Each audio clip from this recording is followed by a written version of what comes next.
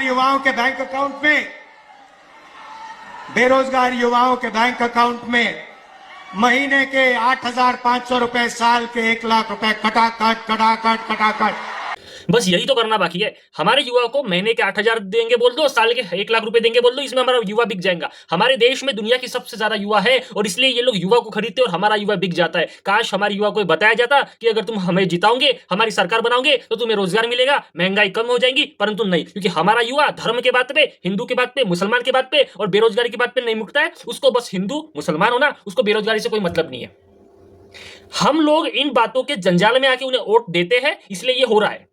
आज हमारे देश में ऐसा कौन सा नेता है जिसके नाम पे एक लेवल हो कि हाँ भाई ये ऐसा नेता है जो प्रधानमंत्री बन सकता है। हम केजरीवाल चिल्ला रहे थे, वो जेल में जा चुका है। हम राहुल गांधी चिल्ला रहे थे, वो भाई हारते ही जा रहा है। कौन है? और जब तक आपके पास देखो, एक होता है सत्ता पक्ष जो सरकार है, जैसे सरकार बीजेपी की है, और एक होता है विपक्ष पक्ष। जब तक दोनों में स्ट्रांग लीडर नहीं है, आपकी सरकार अच्छे से काम नहीं करेंगी। क्योंकि अगर सरकार कुछ गलत करती है तो विपक्ष का यह काम है कि उस चीज को बोलो, उस चीज को टारगेट करो कि भाई तूने गलती की है। पर अगर विपक्ष छोटे छोटे चीजों को लेगा, सर पे पानी डाल रहे और बोल रहे गर्मी हो गई है, क्या ये आपका काम है? हमारे देश के प्रधानमंत्री, बिहार इलेक्शन चालू है, वहां पे रोज रैली कर रहे, क्या ये प्रधानमंत्री का काम है?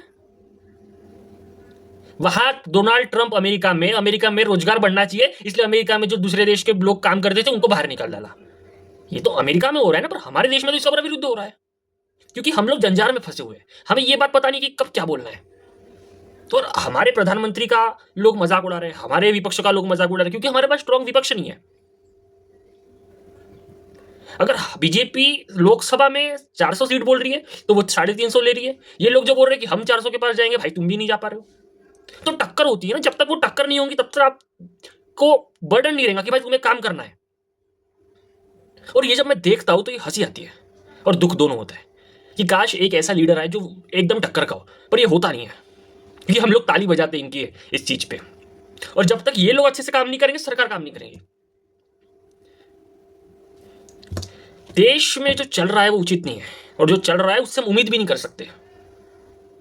प्रश्न दोनों हो रहा है, प्रश्न इनसे भी है, प्रश्न इनसे भी है। ना हमारे देश का पक्ष अच्छे से काम कर रहा है, ना विपक्ष अच्छे से काम कर रहा है। पर इन दोनों पक्षों के बारे में जो बातचीत करना है, वो बातचीत जिसे करना चाहिए वो मीडिया भी बिक चुकी है।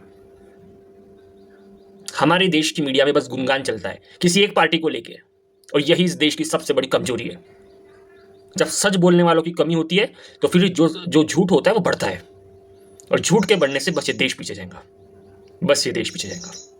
और जलेंगे इस देश की आम जनता, क्योंकि दर्द जो होता है सबसे पहले जनता को दिया जाता है।